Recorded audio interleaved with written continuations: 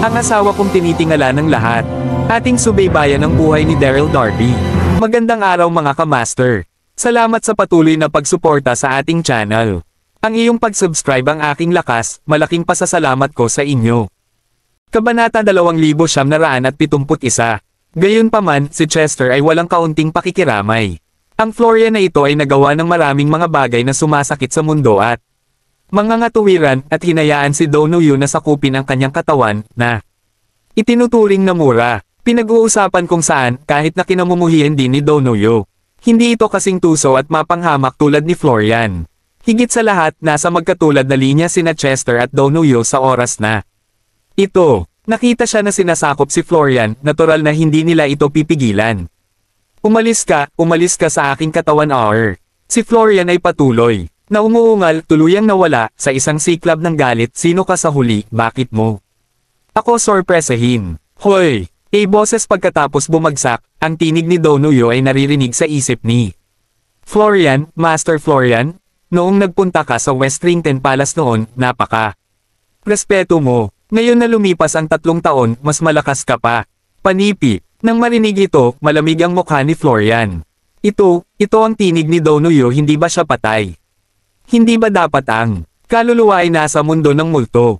Kumusta naman si Chester, Master Florian? Noon si Florian ay lihim na nagulat, ang tinig ni Donohue ay muling tumunog. Na nagsisiwalat ng walang katapusang pangungutya, ako ay nabilanggo sa Ghost World. Purgatorio sa loob ng 3 taon at nagdusa. Kailangan kong makahanap ng isang katawan upang muling ipanganak. Ang iyong katawan ay halos hindi madaanan, hayaan mo akong gamitin. Panipi. Matapos ang huling pangungusap, binilisan ni Donohue ang bilis ng pag-agaw sa bahay. Donohue. Tiniis ni Florian ang sakit at hindi mapigilan ang paungol, ang kanyang mga mata ay madugong-dugo. Ito ay lumabas na ikaw ay isang magnanakaw. Pinatay mo ang aking asawa. Gusto kong mabuhay ka ng lampas sa buhay. Kung mayroon kang kakayahan, lumabas, at ako ay isa sa isa. Panipi. Si Florian sa oras na ito ay labis na takot. Si Donohue, isang kasuklam-suklam na kontrabida, ay nais na sakupin ang kanyang sariling katawan. Kakatanggap lamang niya ng lakas ni Yuan Ying at hindi niya kumpletong napagsama. Kaya't hindi siya basta-basta mamatay tulad nito. Sa pag-iisip tungkol sa pagkamatay ng kanyang asawang si Yumi, lalo pang nanginginig si Florian. Sa umpisa, si Florian ay naglalaban pa rin ng matindi, nakikipaglaban sa multo ni Donohue, ngunit unti-unti, hindi na niya nakatiis, at ang kaluluwa niya ay unti-unting nilamon ni Donohue. Puff! Ito ay tumagal ng halos 10 minuto, ang kaluluwa ni Florian ay tuluyan. Nang napalunok, ang kanyang mga mata ay dumidilim at direktang namamatay. Palace Master Chester. Iyon ang nangyari. Ang tinig ni Donohue ay nagmula sa katawan ni Florian, at tuwang-tuwa siya, sa wakas, ito ay isang tagumpay. Mangyaring tulungan muli ang Master Chester. Bagaman sinakop ang katawan ni Florian, ngunit dahil sa mga batas ng langit at lupa, si Donohue sa ngayon ay walang karapatang gamitin ito, kaya't hindi niya mabuksan ang kanyang mga mata at mahihingi lamang siya ng tulong kay Chester. Tumanggaw si Chester, dahan-daang lumakad, pinapasada ang kanyang mga kamay sa tuktok ng ulo ni Donohue, at nagsimulang mag-isip ng tahimik. Si Chester ay napangit na isip ng ang lihim ng inverting yin at yang, sa mundo ng aswang na kung saan ay katumbas ng kasanayan ng Daos para sa mga patay. Nagawin sa kanya pakiramdam ng madali, hanggat ang lihim ng pagbabalik-tarin kina yin at yang ay ipinakita, Donohue. Maaaring makontrol ni Florian ang katawang ito at tuluyang mapalitan si Florian. Bukod dito, tiyak na sapagkat alam niya ang yin at yang mantra ng pag-reverse ng yin at yang, tutulungan ni Donohue si Chester sa kritikal na sandali. Ngayon, kung hindi man, kahit nasakupin niya ang katawan ni Florian, walang gagamit nang mantra ng baligtarin ang yin at yang, wala itong silbi. Tumawag ka. Makalipas ang ilang minuto, matapos ang pagbigkas ni Chester ng huling salita ng formula, nakita niya ang mga mata ni Florian na dahan-daang bumukas, na nagsisiwalat ng walang katapusang kaguluhan at kaguluhan. Oo, ganap na inookupahan ang katawan ni Florian sa panahong ito, ganap na pinalitan siya. Haha. Sa sandaling ito, si Donohue ay hindi mailalarawan na nasa sabik, at tumawa. Kay Chester, mahusay, sa wakas ay napanganak ulit ako, Paul Master Chester. Salamat. Nagpumilit si Chester na pigain ang isang ngiti, pagkatapos ay binabati.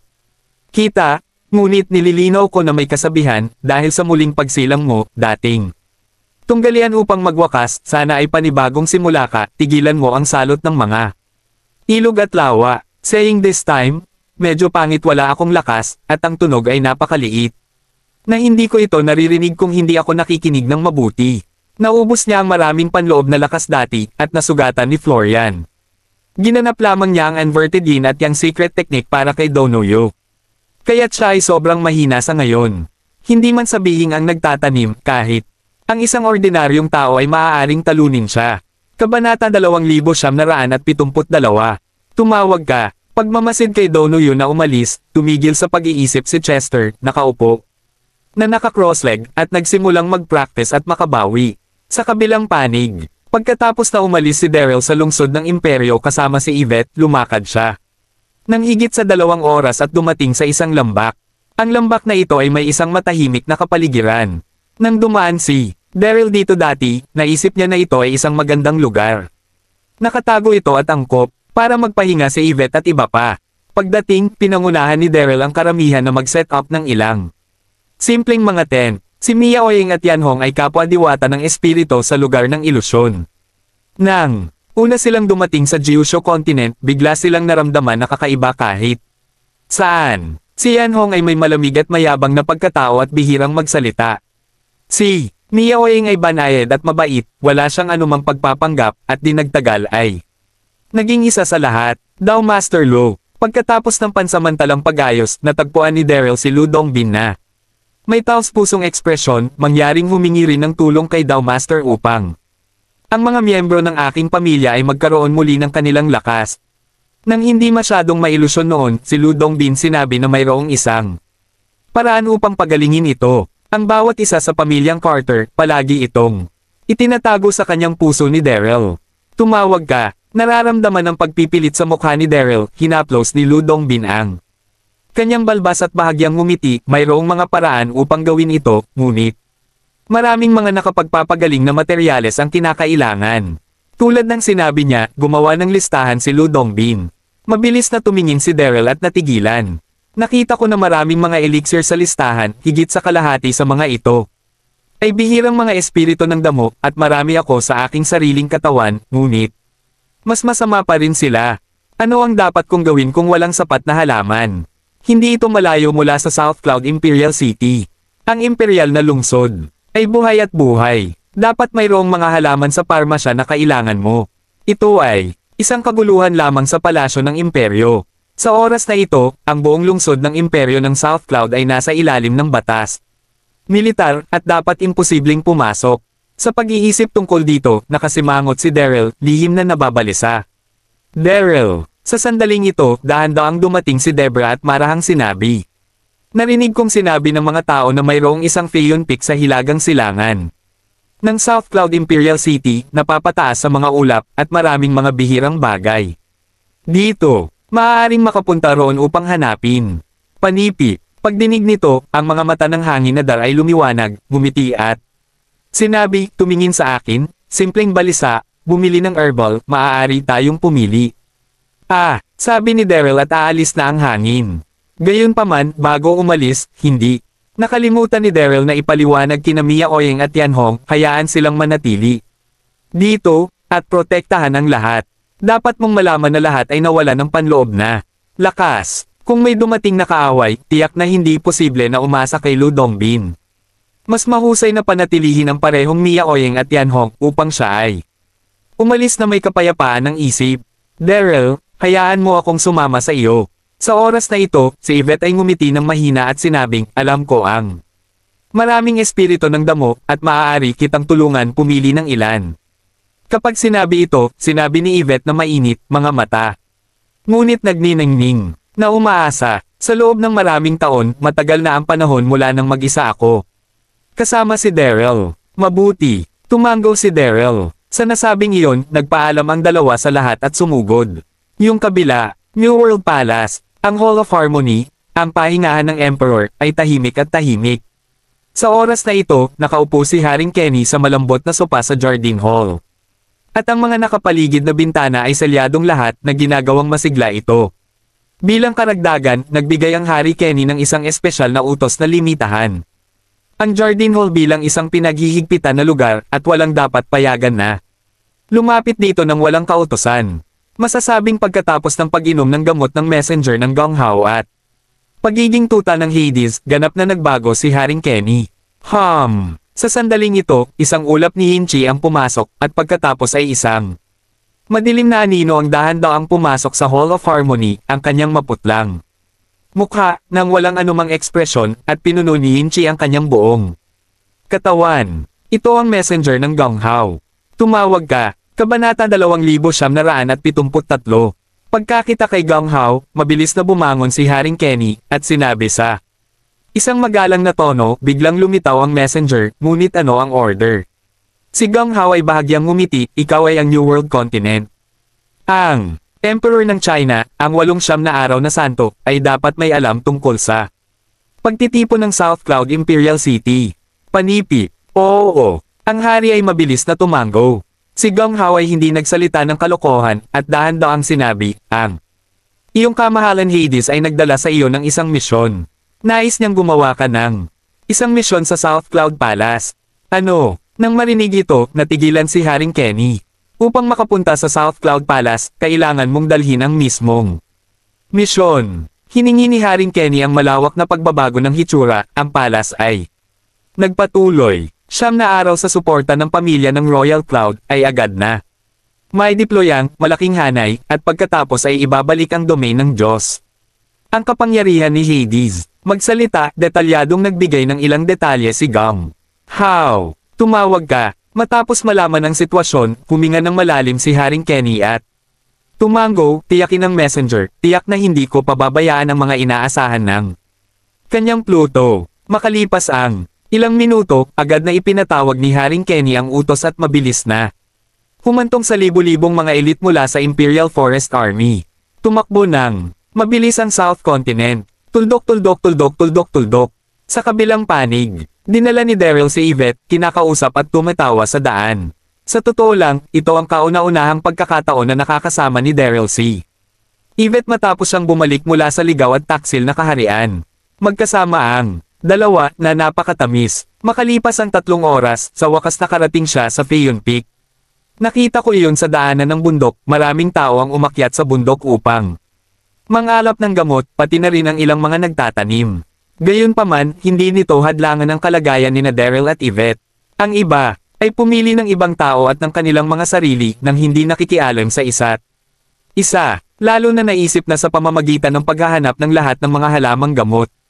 Ang bawat isa sa pamilyang Carter ay makakakuha ng kanilang lakas.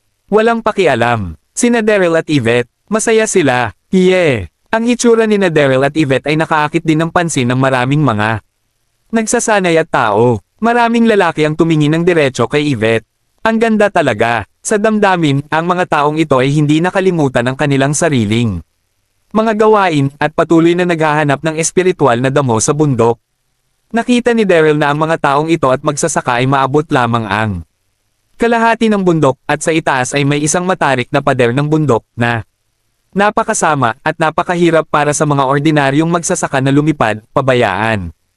Ang mga karaniwang tao. Alam ni Daryl na ang mga bihirang espiritu ng damo ay lumago sa mga pinakamapanganib na lugar, kaya pagkarating sa gitna ng bundok, kinuha niya si Yvette at direktang lumipad sa tuktok ng bundok.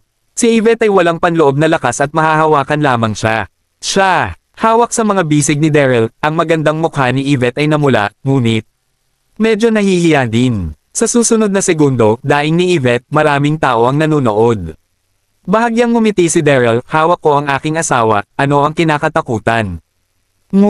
Nang mahulog ang tinig, yumuko si Yvette at galit na sinabi, sino ang iyong asawa, kung saan ka pumunta, ay maaaring matugunan confidante, pagbabalik sa oras na ito sa iyo at Miao Ying Yanhong, lakas mas malakas kaysa sa akin, na ang iyong asawa. Tono ay nagpapakita ng isang uri ng nasasaktan at maasim. Pupunta ako, nagsaselos ngayon. Sa sandaling ito, halos mapaluhan ng hangin si Daryl, mabilis na ipinaliwanag, nagkamali ka, sinabi ni Miao Ying na ako ang kanyang kalalakihan. Hindi talaga, siya at si Yanhong, ay pantasya ng diwata. Ang susunod sa ilang minuto, ipinaliwanag ni Daryl ng detalyado ang sitwasyon sa masyadong illusory na larangan. Tumawag ka, pag-unawa sa sitwasyon, natigilan si Yvette at matagal bago makaget over. Ito pala na sina Mia Oying at Yan Hong ay hindi tao. Sa pagsisikap na sabihin ang mga salitang ito, hinawakan ni Daryl si Yvette. At matagumpay na naabot ang tuktok ng bundok. Kabanata 2974. Sa sandaling ito, pagtingin sa magandang tanawin sa harapan niya, ang hindi masabi na kagalakan ni Yvette ay biglang kumalas mula sa mga braso ni Daryl. Nakita ko na maraming mga kakaibang bulaklak at mga damo na tumutubo sa paligid ng tuktok ng bundok sa harapan ko. Sa di kalayuan, ang dagat ng mga ulap ay nahimatay tulad ng isang engkanto. Sa niyang damo, 7 kulay ng mga bulaklak, marami. Sa sorpresa, tuwang-tuwa si Yvette at tinipon ito kay Daryl. Pagkalipas ng kalahating oras, malaki ang natamo ng dalawa, at pagkatapos ay niyakap ni Daryl si Yvette at lumipad pababa ng bundok. Daryl, sa ilalim ng bundok, nakatingin sa mga taong nagsusumikap pa rin upang makalikom ng mga halamang gamot, ginalaw ni Yvette ang puso upang subukan ang mga tao, at mahinang sinabi, bigyan natin ng maraming espiritual na damo ang mga ito. Tandang pananong tandang padamdam. Panipi. Bagaman siya ay isang prinsesa ng New World Continent, siya ay napakadelikado, ngunit mabait si Yvette, lalo na ang pagdurusa ng mga tao. Mabuti. Hindi man iniisip ni Daryl, ngumiti at sumang-ayon. Sa susunod na segundo, si Daryl ay lalakad at ibabahagi ang sobrang espiritu. Nadamo sa mga tao sa paligid niya. Ang hukbo ay darating, tatakbo. Gayunpaman, sa sandaling ito, narinig ko ang isang pag-iyak ng gulat, at pagkatapos, ang mga tao na nagtipon ng gamot, isa-isang, tumakbo sa gulat. Sumimangot si Daryl, at hindi sinasadyang ikiling ang kanyang ulo upang tumingin, at nakita niya ang isang malaking hukbo na hindi kalayuan sa daan, na puno ng libo-libong mga tao, pinag-isa ang maliwanag na sandata. Sa unahan ay isang bantay ng karangalan, nagbabantay ng isang marangyang karwahe. Ang karwahe ay kamangha-mangha at gawa sa ginto. Ito ay inukit ng magagandang ulap at mga dragon at phoenix. Ginuhit ito ng 8 puting kabayo. Ang mga nakapaligid na bandila ay binerde din ng 5 kuko, gininto ang mga dragon. Anong laking palabas! Nang makita ang eksenang ito, hindi mapigilan ni Daryl na walang imek na lihim, maaari bang si Empress Southcloud ay nasa paglilibot? Ito, si Yvette, nakatabi niya, ay nanginginig, at hindi maiwasang marahan sinabi. Sa oras na ito, paano napunta si Haring Kenny sa South Cloud Continent, ang dragon na nagmamaneho ng Emperor? Si Yvette ay isang beses isang prinsesa. Makikita na ito ang dragon driver ng New World Continent. Ano? Narinig ito, tinaas ni Daryl ang kanyang mga mata, at biglang nadama ng hindi komportable. Ang hari ba na si Kenny ay nakaupo sa karwahe? Kasabay nito, nakita din ni Haring Kenny sa karwahe sina Daryl at Yvette, at laking gulat niya, at pagkatapos ay malamig na sinabi, huminto ka. Sa sumunod na segundo, dahan-dahang lumabas si Haring Kenny sa karwahe.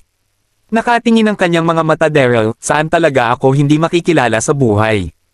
Binisita ni Haring Kenny ang pamilyang imperyo ng South Cloud sa pangalan ng isang sinugo, ngunit ang totoong layunin ay makitungo sa 89 na araw na santo. Lihim na nakasimangot si Daryl nang hindi tumugon. Si Yvette sa tabi niya ay hindi rin maipaliwanag na gulat. Daryl, sa oras na ito, malamig na sinabi ni Haring Kenny, wala akong sinasabing kalokohan. Ang aking asawa ay nasa palasyo at namimiss ka araw at gabi, at nawalan ng timbang. Simula nang makilala kita ngayon, sundan mo lang ako at maghintay hanggang sa bumalik ka sa Elysium Gate. Paano mo hahayaan kang makiisa ulit? Kapag pinag-uusapan ito, pinanood ni Harry ang paligid. Pinag-uusapan ito, nais ni Harry na gawin ito ng direkta ng makaharap niya si Daryl, ngunit naisip niya na ito ang Southern Cloud Continent, at si Daryl ay tuso at tuso, na nakakaalam kung mayroong isang pag-ambush sa malapit. Tumawag ka. Ang hari ay naging mas ipokrito. Sa isang bulong sa kanyang puso, galit na sabi ni Daryl, Haring Kenny, hindi ka nagpapanggap na kasama mo ako. Palagi mo akong nais na tanggalin at hayaan akong makasama muli ang aking asawa. Gayon din, pupunta ka patayin si Ambrose dati, hindi ko pa ito nababayaran sa iyo. Panipi. Nang sinabi niya ito, puno ng galit si Daryl, at kasabay nito ay palihim siyang naghihinala. Anong nangyari? Ano ang pakiramdam ng hari na parang masipag? Hala! Kabanata 2975. Pagdama ng paghamak kay Daryl, ang mukha ni Kenny ay agad na pangit, at malamig na sinabi, dalhin mo sa akin ang 2 taong ito. Sa oras na ito, ang Kenny ay natutukoy, walang malapit na ambush, tanging sina Daryl at Yvette, huwag nang mag-alala. Oo, kamahalan. Bumagsak ang boses, at sunod-sunod na tumutugon ang mga nakapaligid na elite ng Imperial Forest Army, hawak ang mahahabang mga kutsilyo, at mabilis na tumakbo upang palibutan si Daryl. Pagkakita sa eksenang ito, kinabahan si Yvette. Kung hindi mawawala ang kanyang lakas sa loob, maaari siyang umalis kasama si Daryl, ngunit ngayon, siya ay naging isang pasanin kay Daryl. Nararamdaman ang kanyang kaba, marahan na inaliw ni Daryl, huwag kang matakot. Tulad ng sinabi niya, protektahan siya ni Daryl sa likuran niya, nang hindi tumingin sa mga elite ng Imperial Forest Army sa paligid niya, at malamig na sinabi sa hari, hari sa palagay mo ba mahuhuli kaming 2 ng mga taong ito? Tungkol naman kay Monica, nagawa kong ilayo si Ambrose sa harap mo sa oras na iyon, at natural na maaari rin akong pumunta sa palasyo at kunin si Monica. Nang maisip ko si Yvette, naramdaman ni Daryl ang isang mapurol na sakit sa kanyang puso. Siya ay natrap sa palasyo ng higit sa 10 taon, at hindi niya alam kung gaanong pagdurusa ang kanyang dinanas. Ang mga salita ni Daryl ay ganap na nagpabaliw sa hari. Patayin mo siya para sa akin. Sa ilalim ng dagandong, gumuhit si hari ng isang mahabang taybak at diretsyong sumugod patungo kay Daryl. Sa parehong oras, ang mga nakapaligid na elite ng Yulin Army ay humengal din at inatake si Daryl. Tumawag ka. Huminga ng malalim si Daryl at hindi man lang nagpanik. Nakipagkamay si Fang Tian gamit ang isang halberd at direkta siyang binati. Bang, bang, bang. Sa sandaling ito, hindi mapigilan ni Daryl ang pagsasanay ng pamamaraan ng Ghost Valley. Mayroon ding chaos yin yang bid ng Nuwa Empress sa kanyang katawan. Ang lakas ay hindi tulad ng dati. Sa isang ilang mga kisap mata, mayroong higit sa 100 mga sundalong imperial, madaling natamba sa lupa. Gayunpaman, upang maprotektahan ang pagiging kumpleto ni Yvette, si Daryl ay may 2 layunin, hindi nakatuon ang kanyang sarili sa labanan ng buong puso, at mahirap para sa kanya na mabilis na lumabas ng saglit sa harap ng mga kaaway na patuloy na nagsisiksik. Patayin mo siya para sa akin, patayin mo siya. Desperado na inenggal ni Harry, at pagkatapos ay naghanap ng pagkakataong sorpresahin siya mula sa likuran, sinaksak ng espada ang likod ni Daryl. Stab! Ang taybak ay bumaba, at biglang bumuhos ang dugo. Daryl! Pagkakita sa tagpong ito, si Yvette, na nagtatago sa likuran, ay hindi mapigil ang mapasigaw, ang puso niya ay nabitin, at ang kanyang mesla na mukha ay puno ng pagkabalisa. Ngumisi si Daryl, tiniis ang matinding sakit, at sumigaw kay Harry, ikaw pa rin ang Emperor ng New World, isang sorpresang atake lang ang gagawin mo. Bumagsak ang boses, at pinilit siya ng panloob na puwersa ni Daryl na makita ang isang nakasisilaw na ilaw. Ang langit na pagpipinta halberd ay sumabog. Dumiretso sa hari, sobrang lakas, pakiramdam ang lakas ng sinag na ito ng ilaw, nagbago ang ekspresyon ni Harry, at dali-dali niyang inilagay sa harap niya ang mahabang taybak na hinihimok ang panloob na pagtutol. Bang! Sa susunod na segundo, matindi ang tinamaan ng ilaw ng mahabang taybak, at narinig ang isang malutong na tunog. Ang mahabang taybak ay nasira sa maraming mga seksyon, at kasabay nito, ang hari ay humirit din at direktang inalog. Flu! Isang buong 10 metro ang layo, si Harry ay lumapag sa parehong mga paa, ang kanyang puso ay hindi maihahalin tulad na gulat, at sa parehong oras ang kanyang mga mata ay nakakulong kay Daryl, at ito ay naging mas madilim at malamig. Ang lakas ni Daryl na ito ay naging mas nakakatakot. Kung hahayaan mong tumakbo siya ngayon, magkakaroon ng walang katapusang mga kaguluhan. Ngayon dapat pa rin natin siyang mapupuksa. Nang makita si Harry na umatras ng mag-isa, itutuloy na ito ni Daryl. Ngunit mabilis na pinahinto ng mga elite ng Yulin Army. Nakikita ang mga sugat ni Haring Kenny, ang mga mata ng bawat sundalo ng imperial na kagubatan ay pula, at kung may nangyari sa iyong kamahalan, hindi niya ito kayang bayaran. Daryl, ingat ka. Pagkakita kay Daryl na napapaligiran ng mga pangkat, namula bigla ang mga mata ni Yvette, at hindi niya mapigil ang bamulong. Sa oras na ito, nais ni Yvette na tulungan, ngunit wala siyang anumang panloob na lakas at maaaring maging balisa lamang siya. Kabanata 2976. Pumunta sa impyerno, Daryl. Sa sandaling ito, narinig ko ang hari at agad na iginuhit ang isang mahabang bow, kinurot ang araw at itinuro ito patungo sa Daryl at tumibok ang puso. Matapos ang hangin, ang mga palaso ng balahibo ay nagsisigaw sa hangin at ang hangin ay napunit, kasing bilis ng kidlat at nang mapagtanto ni Daryl ang panganib, huli na. Ang lahat, mag-ingat, nakikita ang eksenang ito, ang magandang mukha ni Yvette ay nagbago, hindi niya mapigil ang bulalas, at pagkatapos ay mabilis na tumakbo, hamarang sa likuran ni Daryl. Puff! Sa sandaling ito, tinusok ng feather arrow ang katawan ni Yvette, mabilis na. Nagagos ang dugo, at lamambot ang katawan at direktang nahulog sa lupa. Yvette, umiling ang katawan ni Daryl at sumigaw na parang baliw, tumalikod. At niyakap siya. Sa sandaling ito, ang delikadong mukha ni Yvette ay naging lubos na mapatla. At ang dugo ay patuloy na dumadaloy, na tinitina ang pula niyang mahabang palda. Binuka ni Yvette ang kanyang bibig, isang salita lang ang sinabi, hindi na. Niya ito nasabi, nasaktan lang siya. Yvette, huwag mo akong takutin. Patuloy na sumisigaw si Daryl, ang kanyang mga mata ay dagwang pula, at ang buong tao ay tuluyan ng gumuho. Bakit? Bakit ang bobo mo talaga? Malinaw na nawala ang aking panloob na lakas, at kailangan kong kunin ang araw na ito para sa akin ngayon. Yvette, huwag mo akong takutin.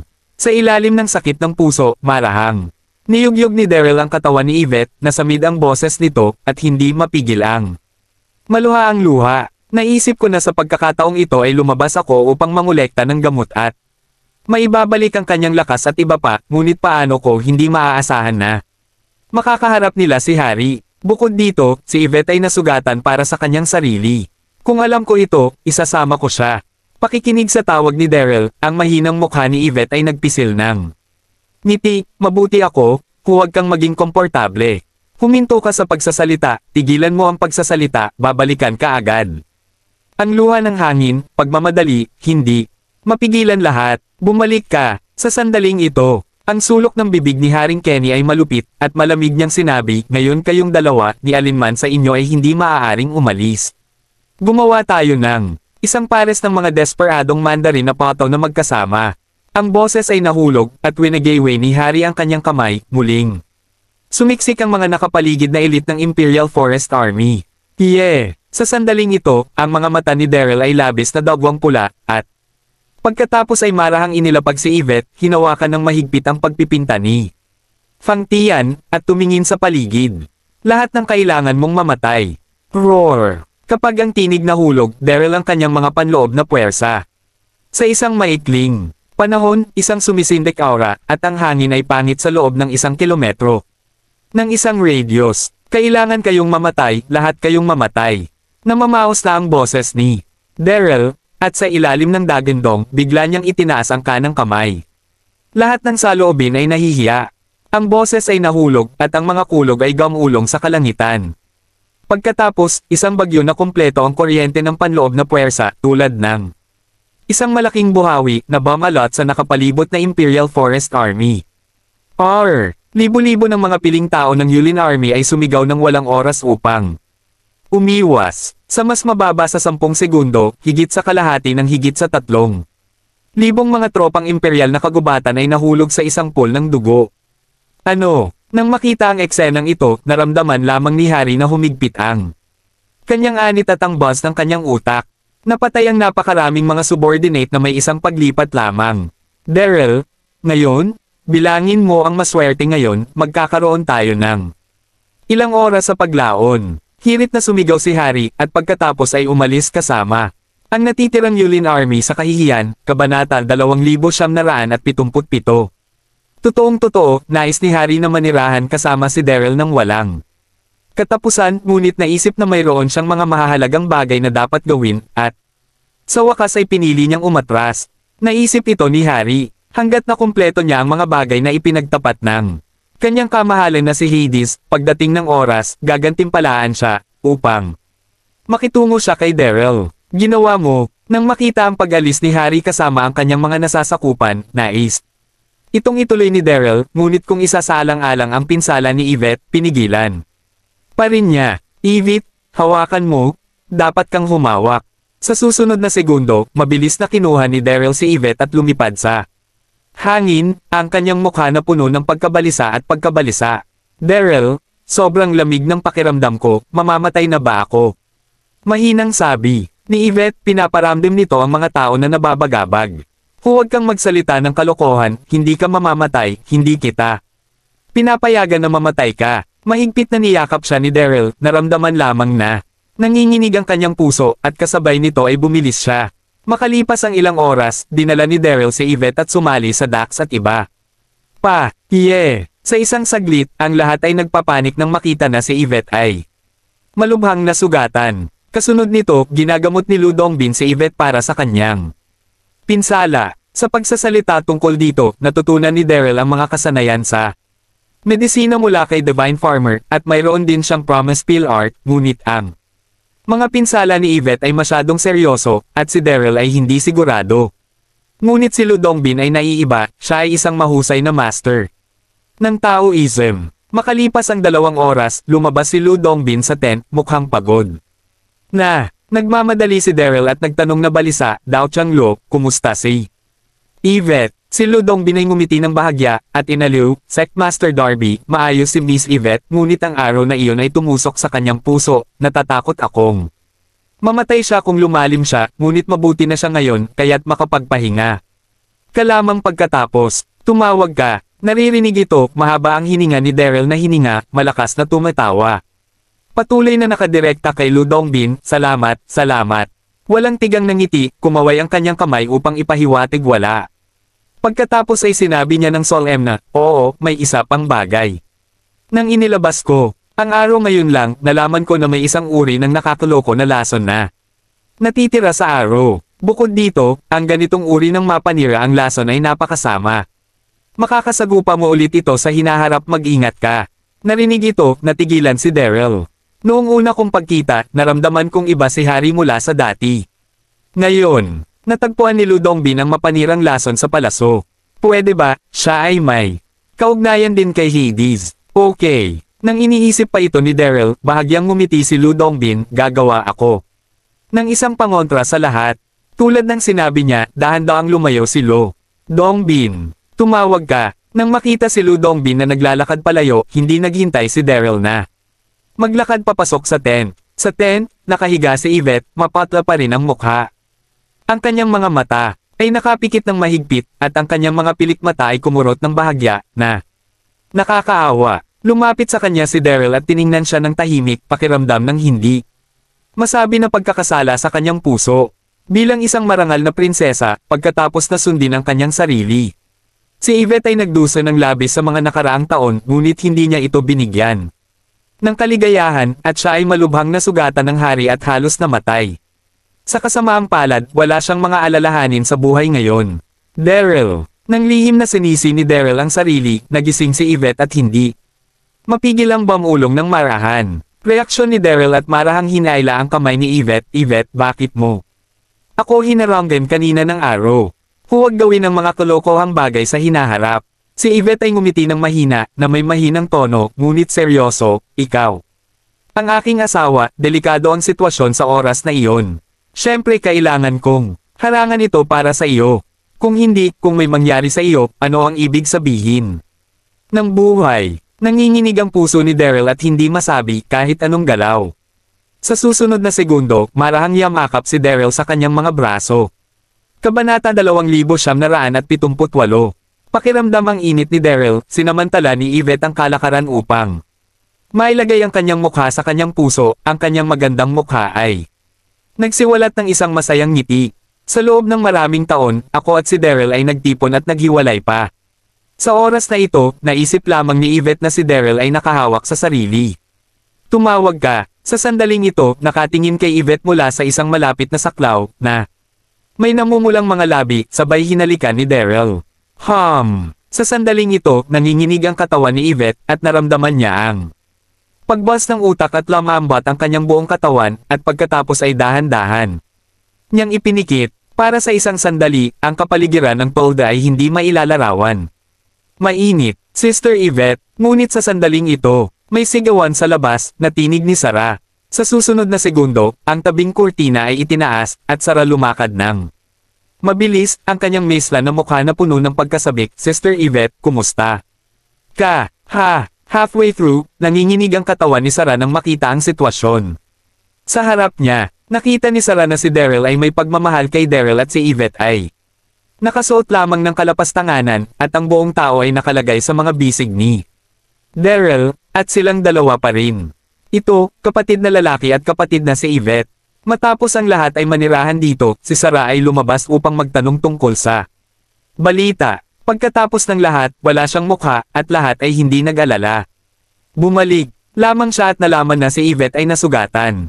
Si Sarah at Yvette ay in love sa kanilang mga kapatid na babae, kaya't sila ay nagmadali upang tingnan kung nag-aalala sila.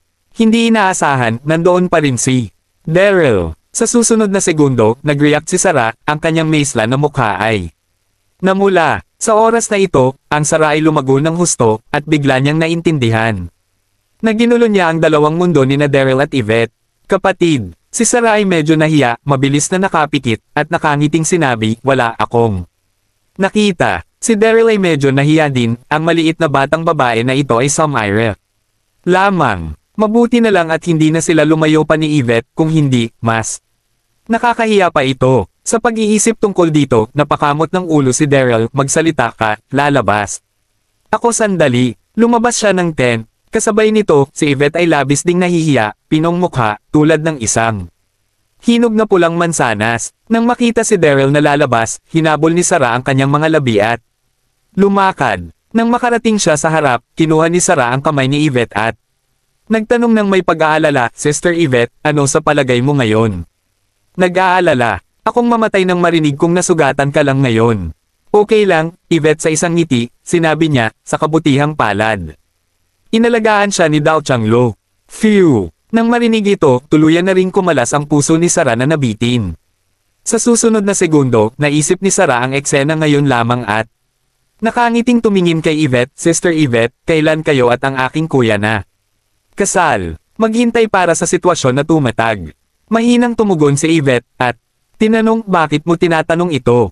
Sarah pursed her lips, you two love each other, and you can get together if you are called. Pagkatapos mong gaganapin ang kasal, kahit na nakasalubong mo ang sitwasyon ngayon lang, huwag mapahiya. Sa paglipas ng mga taon, si Yvette ay naninirahan sa pamilyang Carter at may napakahusay na pakikipag-ugnay sa Sarah. Mayroong ilang mga bagay na nahihiya na sabihin ni Sarah noon, ngunit ngayon siya ay nasa hustong gulang at mas matapang. Narinig ito, ang mukha ni Yvette ay namula agad, kinagat ang labi, at Bang ulong, huwag kang magsalita ng walang kabuluhan, kami talaga ni Daryl. Nang sabihin nila ito, naramdaman ito ni Yvette. Ang tibok ng aking puso ay napabilis hindi maipaliwanag. Pagkakita sa kanya sa isang gulat na paliwanag, ikiling ni Sarah ang kanyang ulo at nagbiro ng ngiti, Sister Yvette, huwag mong ipaliwanag, nakita ko ang lahat. Bukod, hindi ba normal sa mga kalalakihan at kababaihan ang magmahal sa isa't isa? Kabanata 2979. Sinabi, Sarah seryosong sinabi, seryoso, talagang gusto ko kayo at ang aking kuya na magkaroon ng kasal sa lalong madaling panahon at bigyan ako ng isang maliit na pamangkin. Ito, narinig ito, Yvette, hindi mabata kahihiyan, mapula sa leeg gilid, at sinabi, ikaw ang batang babae, ang aking isip nais kung ano ang mabuti, at nais kong magpahinga upang makatulong sa iyo sa labas ng ito. Sa naoras, si Yvette ay napakamahiyain, iniisip lamang ang tungkol sa pagkuha ng Sarah ng mabilis, kung hindi man, si Sarah ay walang sasabihin ng higit na nakatatakot. Okay, pagkatapos ay makapagpahinga ka na. Ngumiti si Sarah at tumalon. Nang makalabas na ako, nakita ko si Daryl na nakatayo roon at naghihintay. Little girl. Pagkakita sa Sarah na lumalabas, mabilis na nagtanong si Daryl, lumabas ka lang upang magtanong tungkol sa balita, may naririnig ka ba? Ang eksena ngayon lang talaga nakakahiya, kaya't nagmadali si Daryl sa ibang mga paksa, kung hindi, biniro ni Sarah. Oo, angal ni Sarah, at sinabing seryoso, may balita lang ako mula sa South Cloud Imperial City na nais ng Reyna na tulungan ang 8 mga santo upang mabuo ang Zuanchen Great Array. Narinig ko na ang Zuanchen Array na ito ay napakalaki at nangangailangan ng gumamit ng maraming pampinansyal at material na mapagkukunan. Nang marinig ito, lihim na sumimangot si Daryl. Siyempre alam ng Zuanchen Great Array ni Daryl nang dalhin siya ni Zian sa Heavenly Spirit Realm, sinabi niya sa kanya na ang dating Zuanchen Great Array, na konektado sa Gyushu Continent, ay nasa tuktok ng Kunlun Mountain sa tuktok ng mainland. Nang maglaon, lihim itong nawasak ng Pluto, at ang Zuanchen Array ay nawasak. Kung ang Queen of South Cloud ay maaaring makatulong na may taguyod ang Zuanchen mahusay na formation sa oras na ito, ang siyam na langit ng mga banal ay makakagawa ng pakikipag-ugnay sa domain ng Diyos. Sa oras na iyon, sa tulong ng domain ng Diyos, magagawa nilang durugan ang pagsabuatan ng Pluto. Sa pangkalahatan, ito ay isang magandang bagay. Sa pag-iisip tungkol dito, biglang naisip ni Daryl si Harry. Ang Queen of South Cloud ay magtatayo pa lamang ng isang malaking pormasayon para sa Nine Heavens Profound Girl, at si Harry ay sumama sa delegasyon. Nagkataon ba ito? Sa pag-iisip ng masamang espiritu kay Harry muli, ang pag-iisip ni Daryl ay naging mas mali. Oo, sa hangin ng bundok lihim na nag-iisip ng magpatuloy, bumalik lang ako. Nagpalabas ng isang atas ang Reyna na aanyayahan ang mga taong may matayog na mga kontinente ng Ideal, pumunta upang makatulong na may taguyod ng malaking kaguluhan. Sinasabi sa puntong ito, Sara ay hindi maaaring tulungan, Big Brother, is this Zuanchen Great Formation really that important? Ha! Huminga ng malalim si Daryl at dahan-dahang sinabi, ang Zuanchen Great Array ay may kahalagahan, syempre ito ay napakahalaga. Dahil naglabas ng utos ang Queen, sumali tayo sa kasiyahan. With that, Daryl found Mia Oing and Yanhong at binitawan siya. Binantayan nila ang lahat pagkatapos ay kinuha ang Sara at tahimik na bumalik sa South Cloud Imperial City. Tuldok. Ang Queen of South Cloud ay nagpalabas ng isang utos na iniimbitahan ang mga taong may matayog na ideal sa mainland na dumating at tumulong sa pagbuo ng Zuanchen Great Formation. Mabilis itong kumalat sa mainland, kapwa sa mga ilog at lawa, pati na rin sa karaniwang tao. Ang bagay na ito, bigla, sunod-sunod na nagbuhos ang mga puwersa ng sekta mula sa lahat ng mga kontinente sa Southern Cloud Continent. Sa sandaling ito, isang maliit na bayan sa hangganan sa pagitan ng Southern Cloud Continent at ng New World Continent. Ang bayan ay hindi malaki, ngunit ito ay napakasigla, at maraming mga tindahan. Sa pribadong silid sa ikalawang palapag ng isang pub, naupo ang puting kabayo, nakatingin sa tanawin sa kalye sa bintana na may malayang ekspresyon sa kanyang mukha. Kalahating araw na ang nakakaraan, nalaman na ang Reyna ay naglabas ng isang utos, ang mga sekta ng lahat ng mga kontinente ay sumugod sa South Cloud Imperial City. Hindi nais na Maiwan, dinala din ng White Horse ang mga alagad ng palasyo ng Eternal Life at sumugod patungo sa South Cloud Continent. Matapos makuha ang palakol, handa na si Baima na gumawa ng isang malaking bagay, at sa pagkakataong ito ay nagbigay ng utos ang Reyna, alam na dumating na ang pagkakataon. Hallmaster, sa sandaling ito, isang lalaking maputi ang mukha ay mabilis na lumakad at magalang na sinabi sa puting kabayo, sinuri lamang ng mga nasasakupan ng bayan sa paligid ng bayan at gumawa ng mahahalagang tuklas. Ang tao ay si Yanggang, na ay ang pinagkakatiwalaan ng puting kabayo. Mula nang maging Panginoon ng palasyo, nagsagawa si Baima ng isang pangunahing paglilinis, pinapalitan ng ilang mahahalagang posisyon sa Eternal Life sa kanyang sariling mga tao. Anong pangunahing pagtuklas? Humigop ng tsaa si White Horse at mahinang sinabi, Kabanata 2980.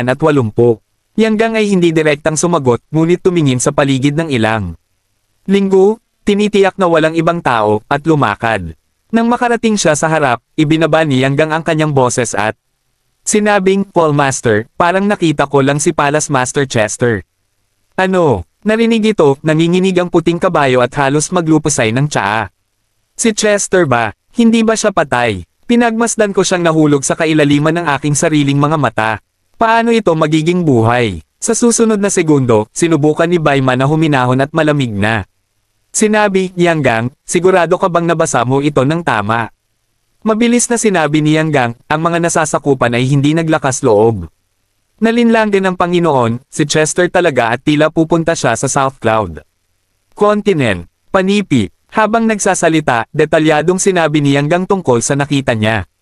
Kay Chester, tumawag ka. Matapos itong marinig, ang puting kabayo ay naupo doon, hindi makapagpakalma. Nang mahabang panahon, sa wakas, makalipas ang ilang minuto, sinabi ni Baima, maghanda ka agad. Dahil hindi namatay si Chester, pagkatapos ay maghanda kami ng isang malaking regalo. Upang kunin siya. Nang sinabi niya ito, isang ngiti sa kanyang mukha si Baima, ngunit ang kanyang mga mata kumikinang at malamig. Oo, ang Panginoon. Mabilis na tumugon si Yang Gang at pagkatapos ay nagpunta upang maghanda. Tuldok. Sa kabilang panig, isang kalsada sa bundok na ilang milya ang layo mula sa bayan. Sa oras na ito ng gabi ay nahulog, ang kalsada ng bundok ay masungit, ang lahat ay tahimik, at nakita ko ang isang tao na hindi kalayuan, nag-iisa. Dahan-dahang naglalakad. Ang taong ito ay nakasuot ng isang itim na balabal, ang kanyang kutis ay medyo mapatla, ngunit may isang malaswang hininga mula sa buong katawan niya. Ito ay si Chester. Isang araw na ang nakakalipas, pagkatapos ng paghihiwalay mula kay Donog. Si Chester ay nag-iisa na nagsasanay sa lambak. Matapos niyang ganap na makarecover, hahanapin niya si Daryl. Gayunpaman, sa kalagitnaan ng kalsada, nakita niya ang maraming sekta ng Jangho at sumugod sa South Cloud Continent. Sa pamamagitan ng mga katanungan, nalaman ni Chester na magtatayo ang Queen ng Zuanchen Great Array para sa Nine Heaven Saints. Tiyak na nandyan si Daryl. Para sa gayong mahalagang bagay, si Chester ay hindi nag-atubiling oras at sumugod patungo sa South Cloud lungsod ng Imperial. Maingat na kumilos si Chester. Hindi niya tuluyang nakakonekta mula sa kontrata ng kaluluwa kay Pluto. Ang masamang espiritu sa kanyang katawan ay hindi maiiwasang matuklasan ng iba, kaya't sadya niyang nilakad ang landas upang maiwasan ang pakikipag-ugnay sa iba. Habang siya ay naglalakad, narinig ni Chester ang isang paggalaw sa harapan niya. Ang paghampas at pagmumura ay may halong pagsamo ng matandang lalaki. Narinig ang kilusan, lumakad si Chester nang walang pag-aalangan. Pagpasok sa kakahuyan sa harap, lihim na nakasimangot si Chester nang makita ang eksena sa harapan niya, inis na inis sa kanyang puso. Nakita ko iyon sa kakahuyan, isang matandang lalaki na bitbit ang isang basket ng kawayan ay itinulak sa lupa. Ang mga halaman sa basket ng kawayan ay nakakalat saan man, at ang isang binti ay tila pile, napaka nakakaawa. At sa tabi ng matanda, ilang mga magsasaka ay nakatayo roon, isa-isa. Nagmumura at nagmumura, maglakas loob upang manguha ng mga gugulayan sa mga hangganan ng ating Kamikaze Hall. Pagod na ako sa buhay. Lumang bagay, ang herb sa lugar na ito ay ang lahat mula sa Kamikaze Hall. Alam mo, kasama sa amin sa 1,000,000 mainland mga barya, ay laluwas kita ngayon. Nakaharap sa galit ng maraming nagtatanim, ang matanda ay nagpanik at nahiga sa lupa at patuloy na nagmamakaawa. Kung gumawa ka ng mabuti, patawarin mo ako. Mayroon akong 1,000,000. Ang aking asawa ay malubhang may sakit. Walang paraan na magagawa ko ito, napunta lang ako dito upang mangolekta ng gamot. Panipi, kung wala kang pera, maaari mong kunin ang iyong buhay kung wala kang pera. Panipi, masungit na sabi ng pinuno na magsasaka, hinugot ang kanyang mahabang espada, at sinaksak ang matandang lalaki. Nang makita ang eksenang ito, si Chester ay hindi makapag-isip ng sobra, at mabilis na lumakad at sumigaw, itigil. Sa oras na ito, naiintindihan na ni Chester. Ang matandang lalaking ito ay lumabas upang mangolekta ng gamot dahil siya ay may sakit sa kanyang pamilya, ngunit sinira niya ang isang ito. Ang lugar ng Kamikaze Hall. Iyon lamang na ang mga taong ito sa Kamikaze Hall ay sobrang mayabang at nangingibabaw, at kailangan nilang pumatay ng mga tao para sa ilang mga gamot. Si Chester ay matuwid at kamangha-mangha, paano siya tatayo ng tamad kapag nakatagpo ng ganoong bagay. Kabanata 2981. Sa isang iglap, maraming magsasaka ang huminto ng sunod-sunod, ang kanilang mga mata ay nakakulong kay Chester. Sa susunod na segundo, ang una ay itinuro kay Chester at isinumpa, huwag kang maging nosy, kilala mo ba ako? Ang pangatlong master ng Kamikaze Hall, Cheng Dong, pumunta sa malapit upang malaman sino ang hindi Tinomi Cheng Dong. His prestige. Ang boses ay nahulog, at ang mga nakapaligid na kasabwat ay nagplam din. Bilasan mo ang pagiging bayani sa ating Kerehan. Naghahanap ng kamatayan. Sa ilalim ng sigaw, maraming tao mula sa Cheng Dong ang lumakad at pinalibutan si Chester. Whoosh! Sa pagtingin sa mga tao sa paligid ng Cheng Dong, si Chester ay hindi manaman-gulat. Sa panloob na lakas na tumatakbo, agad niyang itinaas ang kanyang kamay, at sa loob ng maikling panahon, isang malakas na hininga ang sumabog. Bang bang bang! Sa susunod na segundo, ang multo ni Chester ay parang multo at sumugod siya. Bago magreaksyon si Cheng Dong, laking gulat nila ng isang malakas na puwersa. Isa-isang nagsabog ng dugo, nahihiya. Lumabas ka, malamig na nagluwa si Chester ng isang salita ng hindi. Nagsasalita ng kalokohan. Ikaw, naglakas loob kang makialam sa aming negosyo sa mayroong isang uri ng bagay na hinihintay mo, huwag kang pumunta. Nagpumigla si Cheng Dong na. Tumayo, sinigawan si Chester, pagkatapos ay binati ang ilang mga kasama, at tumakas. Sa isang iglap lang ng mata, nawala ito sa gabi. Tumawag ka, si Chester ay walang pakialam sa banta ni Cheng Dong. Kahit na ang mga karaniwang tao ay nananakot, ay dapat na isang maliit na sekta. Hindi isang pag-aalala. Sa sumunod na segundo, dahan-dahang lumakad si Chester at tinanong ang matanda, okay ka lang? Nagpasalamat ang matanda, salamat. Pinukaw mo ang mga tao ng Shenfengtang. Hindi nila hahayaan. Kung nadaanan ka na, dali na. Nang sinabi niya ito, ang matandang lalaki ay mukhang taos puso, ngunit ang kanyang mga mata ay kumislap ng isang pahiwatig ng tuso. Oo, ang matandang ito ay nagpapanggap na yanggang at ang mga magsasaka. Ngayon ay hindi talaga mula sa Shenfengtang. Ang lahat ng ito ay isang bitag na. Espesyal na itinakda ng White Horse. Tumawag ka, si Chester na malalim na paghinga, ngumiti at sinabi, ang mga matatanda.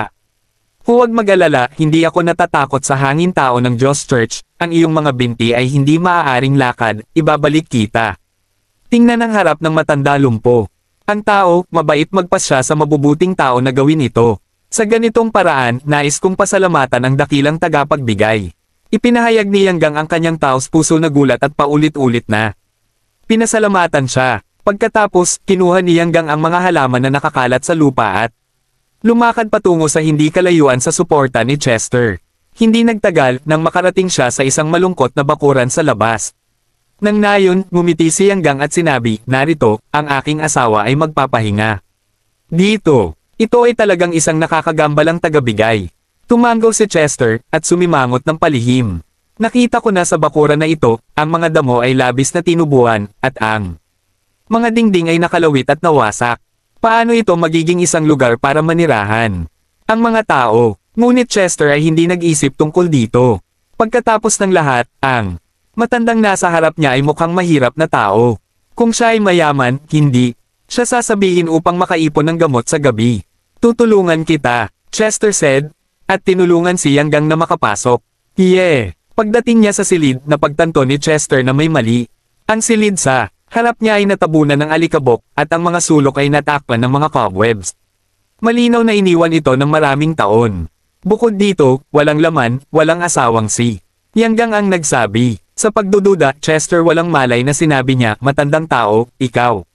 Sa sandaling sinabi niya ang ilang mga salita, nadama ni Chester ang isang panganib na nagmumula sa likuran. Sa sandaling ito, si Yanggang, na nanginginig na, biglang itinaas ang kanyang palad at tinamaan diretso sa likuran si Chester. Mabilis na bumaril si Yanggang, at sa sobrang distansya nito, hindi talaga makapag-react si Chester. Boom! Sa susunod na segundo, mayroong isang mapurol na panginginig, at si Chester ay humilik, ang kanyang figure ay sumuray pabalik, na back ng 12-dosenang mga hakbang, at sa wakas ay tumama sa isang tumpok ng mga labi sa bakuran, mapatlaang kanyang mukha. Ikaw, sino ka? Si Chester ay nakakandado sa Yanggang ng mahigpit. Galit na galit, hindi niya inaasahan na ang taong ito ay gagantay. Kabanata 2982. Chester. Pakiramdam ng galit ni Chester, ipinakita ni Yanggang ang isang mapanlinlang na ngiti, may utos ang Panginoon, kailangan kong pilitin ito. Ang boses ay nahulog, itinataas ng Yanggang ang kanyang kamay upang habarin ang maskara sa kanyang mukha na inilalantad ang kanyang totoong mga kulay. Yanggang, nakikita ang kanyang mukha, si Chester ay napangit na puso ay nagulat, at sa parehong oras ang kanyang galit ay tumataas, ikaw ay napakamatapang, hindi.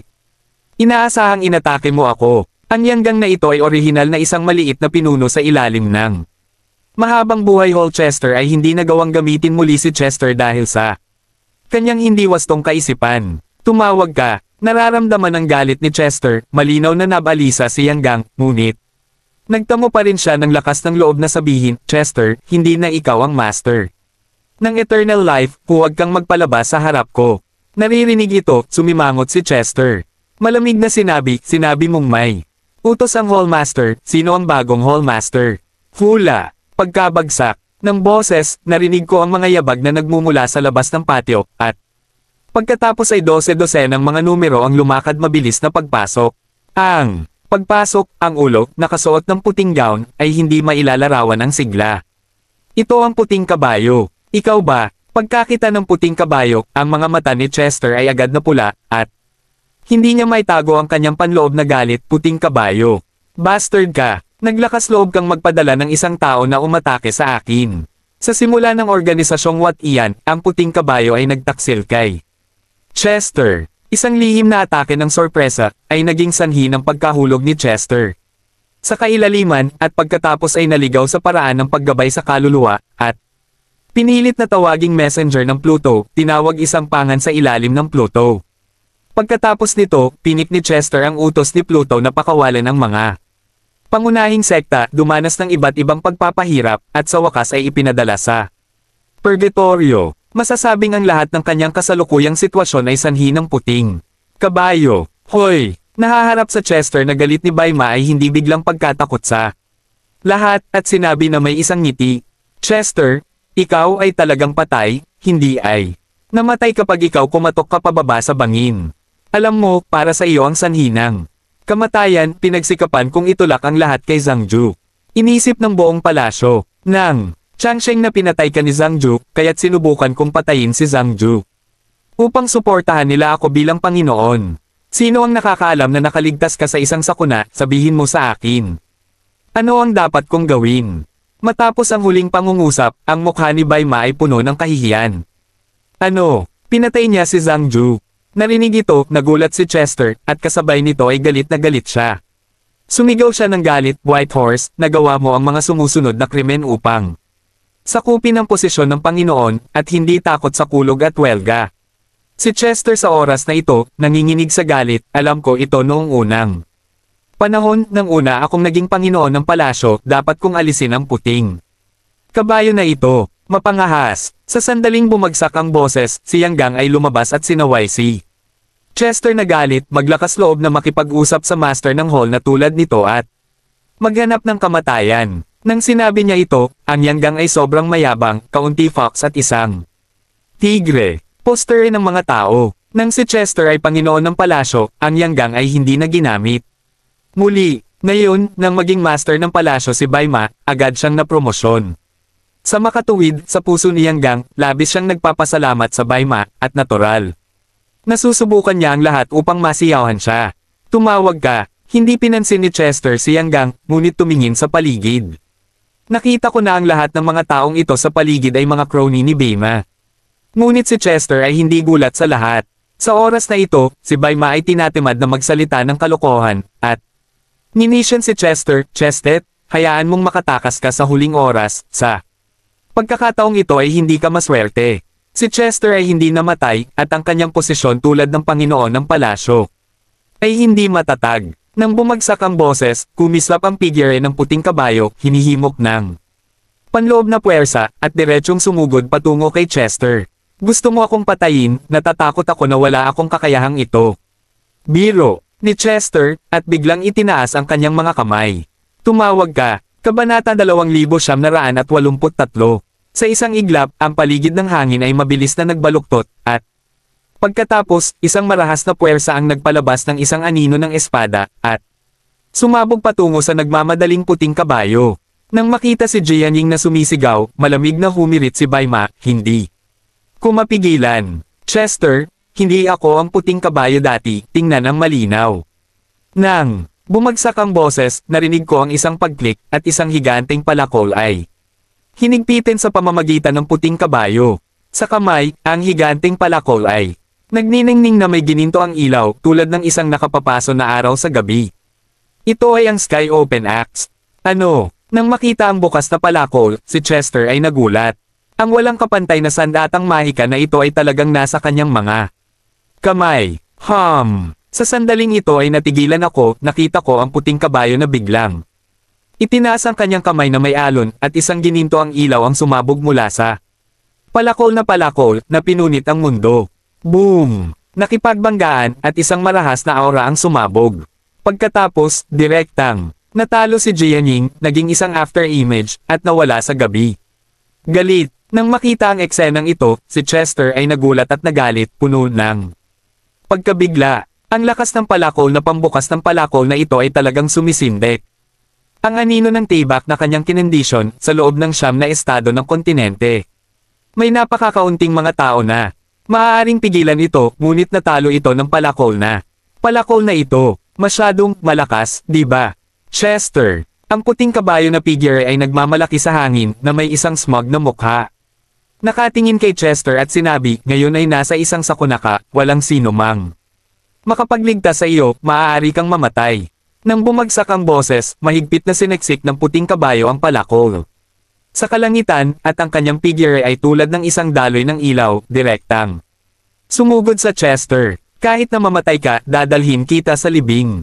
Si Chester ay tuluyan ng nabaliw, ang kanyang mga mata ay pulang dugo, at sa sandaling nahulog ang kanyang tinig, isang ulap ng itim na ambon ang sumabog mula sa katawan ni Chester at pinuno ang puting kabayo. Oo, ang sumabog ni Chester ay ang masamang kapangyarihan ng mundo ng aswang, na naglalaman ng natatanging pagiging mapanlinlang ng mundo ng aswang. Chi. Sa maikling panahon nakita ko ang mga nakapaligid na puno na nahawahan ng itim na ambon, at ang mga dahon ay agad na nalanta na nakakatakot. Ano ito? Sa oras na ito, hindi alam ng puting kabayo na si Chester ay messenger ng Pluto, at ang itim na ambon na sumabog ay labis na nakalalasong. Sa pagkabigla, hindi maisip ng puting kabayo at dali-daling pinahinto ang palakol na palakol sa harap niya, habang hinihimok ang lakas ng palakol na palakol. Napalabise ng isang gininto ang film na protection sa harap niya. Chi.